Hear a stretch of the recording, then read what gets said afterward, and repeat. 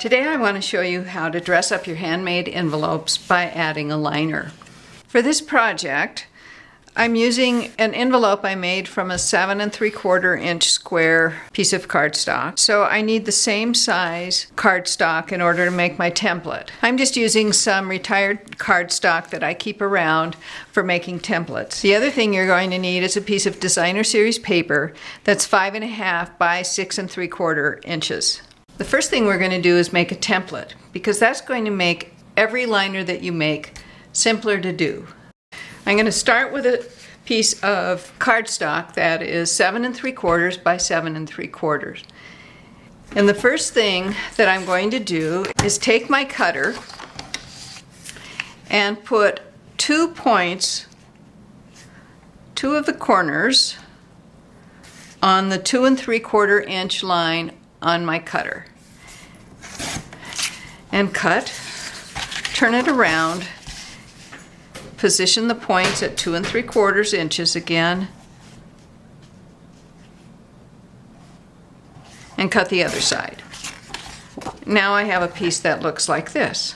The width of this piece is 5.5 inches. Now I'm going to take a ruler and I'm going to draw a line between the 2 points of the triangle.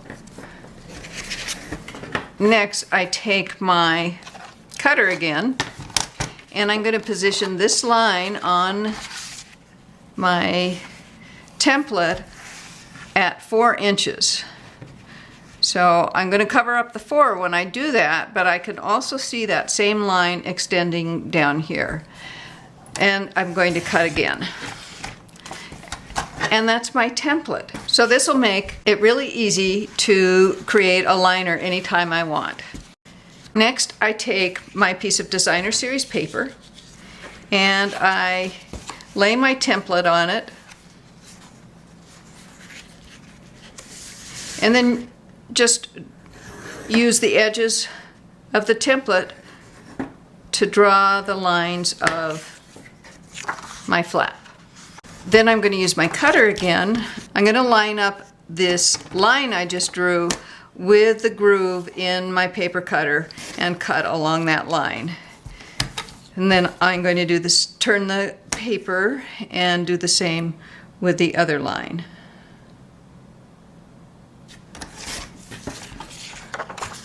And there's my liner. Next I need to score it where it's going to fold. I've got my simply scored here, and I want to score between these 2 corners here, and that's at 4 inches. And with designer series paper you have to score gently, otherwise you'll tear it. Now it's time to attach this liner to my envelope. I've already cut and scored and folded my envelope, and I've added sticky strip along these 2 edges. The first video I did on making liners, I adhered both the body and the flap to the envelope, which is a little tricky to get it positioned so that it will open as much as possible without tearing. Let me show you.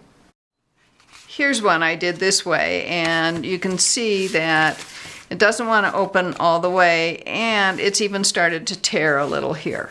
Then I got a comment from one of my subscribers who wondered why you couldn't just attach the flap and leave the rest of this loose so it'll move up and down as you open and close the envelope. And I thought, oh, how brilliant, how simple.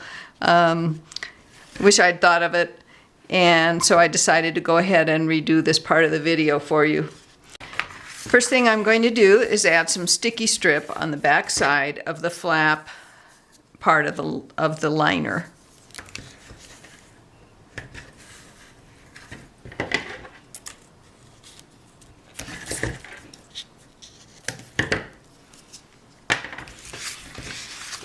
Then I'm going to position it by folding the flap down and putting it right up against the bottom part of the score line on the envelope. Then I remove the red liner from the sticky strip.